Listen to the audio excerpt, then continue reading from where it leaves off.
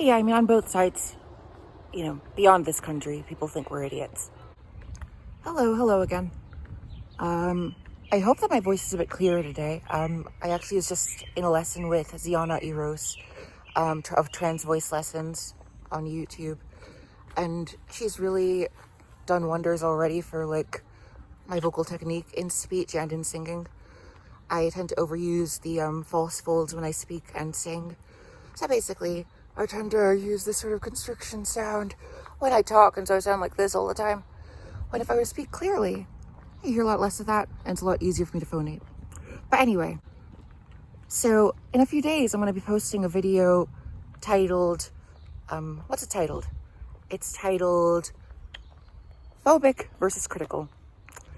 And I wanted to post that because there seems to be a militancy as far as what we're seeking. Revolutions are great, but to what end are we fighting for? We're fighting for, lessening of police brutality, and for lessening of redlining, and lessening of, increasing of representation in politics and in media of Black people, and of all races, really. We're trying to end systemic inequality against minorities, and namely against races, namely against Black people. And you know what? I stand for that. That said, Americans are basically infighters. That is what it comes down to. I tried to phrase it in some sort of mincing of words, but that is really it. We're constantly fighting each other to make sure that we prove that we are the ones that are right, and that you're the ones that are wrong and abominable and needs to go away. And we'll lose in the end. And I don't see how that's productive. I don't see how calling cops KKK and crackers, like I saw on this tape yesterday from my own town, is helpful. And I also don't see how it's helpful for people to deny the existence of, racism or whatnot. I don't see how either of those is helpful. Because clearly there is some sort of, if not legally sponsored, and in some ways it is, although through, sort of indirect or auxiliary ways, for us to have a constant sort of, denial that there are still forces awry spiritually and philosophically that put down Black people and put down other races. I don't see how that's productive to deny. And also I don't see how it's productive to deny that you have a say in your future in this country. And if you're going to be violent, you're going to be homicidal, you're going to be, drug lords and drug users, and you're going to be, all these things that people describe you as, and are concerned about you as, and often target you because of those things, try to fix that through your own actions as well. Don't just say, oh, the KKK cops did something, At the same time, yes, acknowledge that cops are, they have some issues of their own, But the reason I get so frustrated is because it's so hard to tell where either side could possibly meet. And it's so hard to tell where,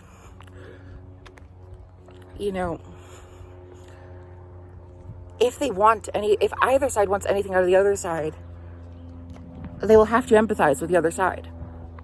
I don't see any other way.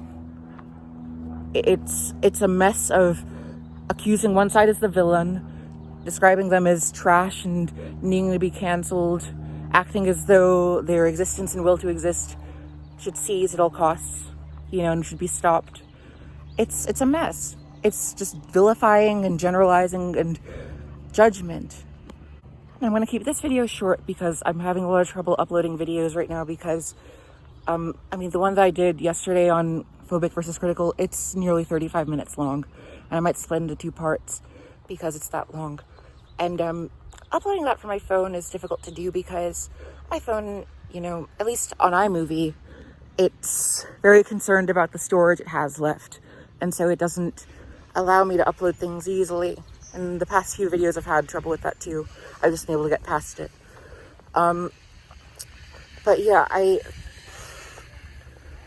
just feel such dissatisfaction, and I'm not the only one, left or right or center, that feels that. There's such discontent in me about what's going on right now and how it's totally missing the inertia it's supposed to have. It's all infighting. You know, I mean, what does that Chaz zone in Seattle even want, really? Anarchy? Communism? You know, it seems like it's more than just the end of racism to have just an autonomous zone lying in your country right there, in your city right there. You know, like, what is the purpose of that? You know, with revolutions comes bedlam. Okay, with revolutions, there are moments of bedlam, periods and places that will have bedlam. You know, there will be destruction, there will be demise, there will be confusion, there will be uncertainty, there will be unnerving sights. Yes. But, like, we have to come up with a solution because this stuff has been brewing for decades and we all know it. And that's why we're fighting right now. And that's why we're all discontent right now. And why so many of us, you know, are just like, go away. We don't want you anymore. Stop, canceled, die out, you know, all that stuff, you know. But it's like, to what end? Like, is the end to actually just have them annihilated?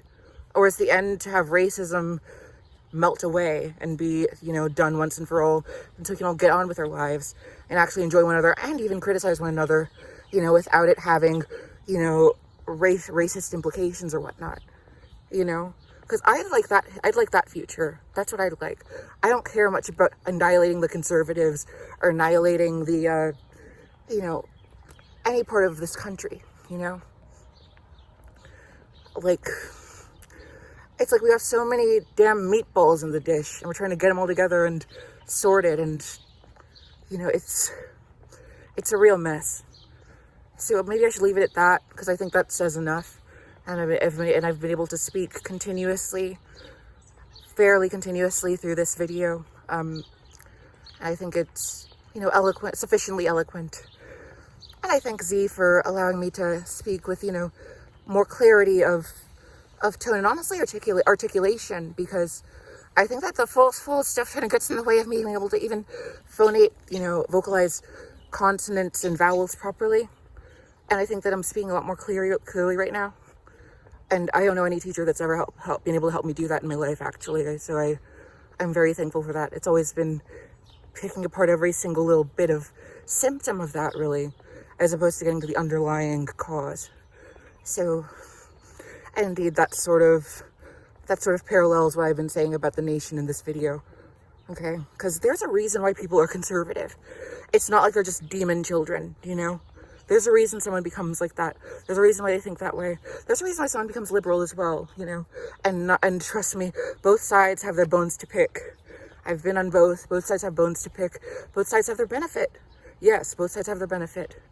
And, you know, we have to get along without, you know, seeing it as like, you know, getting along means to eschew racism because it shouldn't be there in the first place, conceptually speaking, you know, and at the same time, we have to get along in a way that, you know, is consensual and conducive to all of us. You know, racism, sexism, homophobia, transphobia, that shouldn't be an underlying tension of our interactions. But right now, you know, at least in some contexts, it very much is. So, anyway, you'll be seeing the video soon. Sorry for the delay in, you know, updating this channel. I wanted to put something up in quality, in faith of quality rather than faith of quantity. So, I'm glad I got to speak on camera and discuss all this stuff because it worked out. Okay. Thanks. Talk to you soon. Bye. Like, share, comment, subscribe. My Instagram is at shy extroversion.